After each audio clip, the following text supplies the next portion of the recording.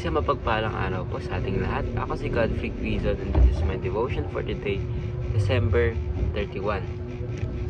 So, ang topic po natin ngayon ay all praise belongs to the Lord. And ang scripture po natin for today is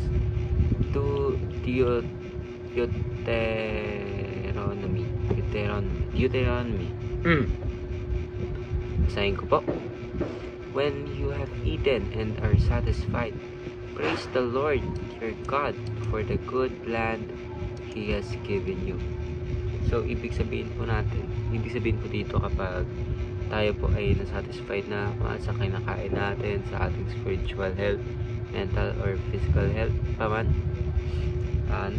we must never forget na i-praise ang ating Panginoon at magpasalamat, maging grateful sa binigay niya pong blessings kasi hindi mo makakamit yan kung wala yung ating Panginoon. And of course sa ating Panginoon lahat yan ang galing, hindi sa sarili natin.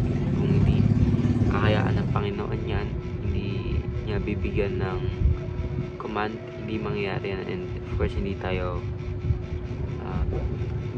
mabibigyan ng ganun, hindi tayo mabibless kung hindi dahil sa ating Panginoon na binibless tayo.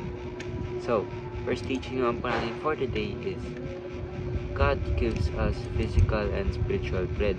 Sabihin po nyo, hindi lang po blessing na pang physical, kundi pang spiritual din. Ano daw po yung spiritual bread? Na sinasabi dito is yung salita ng ating Panginoon. Dahil dito, spiritual bread or yung Word of God is mas napapalapit tayo sa Kanya and mas nag-grow relationship natin sa ating Panginoon.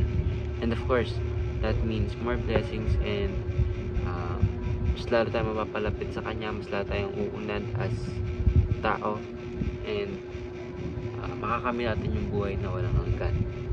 So, second teaching naman po natin for today is God has given us enough blessings.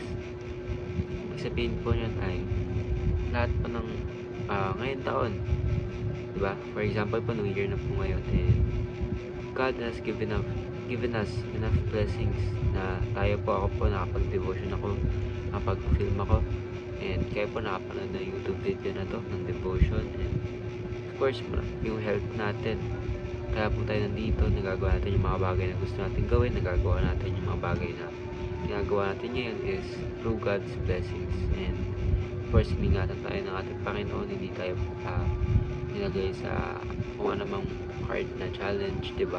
Kaya nandito tayo ngayon. So, third teaching naman po natin for today is God is worthy of praise. Sabihin, sa Kanya nga po nang galing lahat, and of course, lahat po ng ma-achieve natin ay galing sa Kanya. Kaya kailangan hindi natin sasarilinin yung blessings, kundi i-praise natin yung pangalan niya and sabihin natin na through Him nagawa natin yun, and we will continue to glorify His name. And application po natin for today is do not be proud.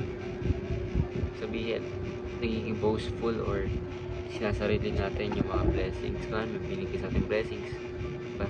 Isip natin na dahil sa atin yun, hindi dahil kay God, pero mali. Sabihin, mga blessings na yun pinahintulutan ng ating Panginoon kaya napunta sa atin, and kaya po natin nararanasan.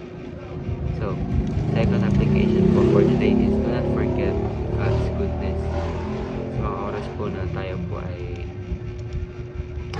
nakakangat sa buhay or may ginhawa yung buhay natin, maraming tao po ngayon ay nakakalimot sa Diyos na yung Panginoon po yung nagbigay sa kanila yun. And of course, yung Panginoon po nagpahintulot para mangyari yun sa kanila. So, third application po for the day is praise the Lord your God for His blessings.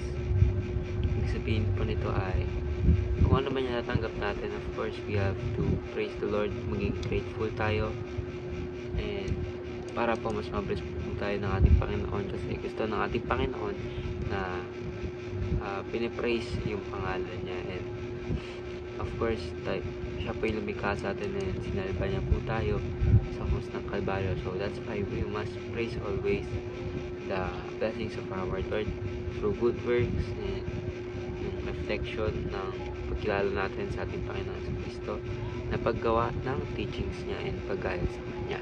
So, ayun na po, I'm Godfrey Guizan and this is my devotion for today, December 31. I hope po na nag-enjoy po kayo. Marami po kayo natutunan sa ating devotion. Ayun na po, bye-bye.